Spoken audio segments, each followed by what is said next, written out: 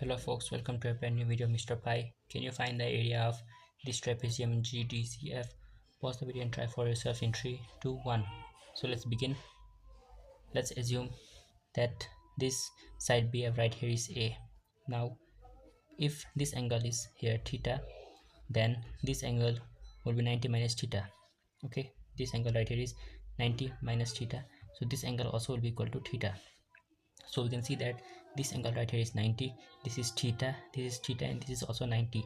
So this triangle AEG is similar to triangle BEF because three of the angles are equal in these two triangles. So if these two are similar, then we can use the concept of similarity, that is GE upon EF is equal to AG upon EB.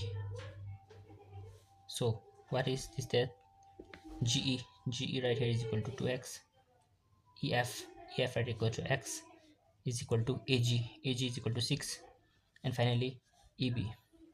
So we cancel out x, so 2 raised 6, therefore EB has a value of 3 meters. So EB equals to 3 meter. Okay, and again using this similarity we can get this AE to have a value of equal to 2a. So now what we can see is that this 2a plus 3, this is a square, a b c d is a square, so all the sides are equal, that is ab will be equal to bc.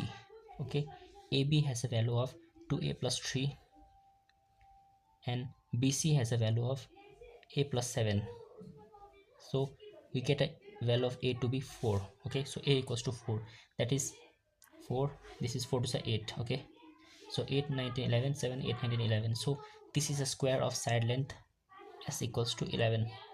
This is square of side 11, that is if this is 6, then the remaining part GD will be equal to 5.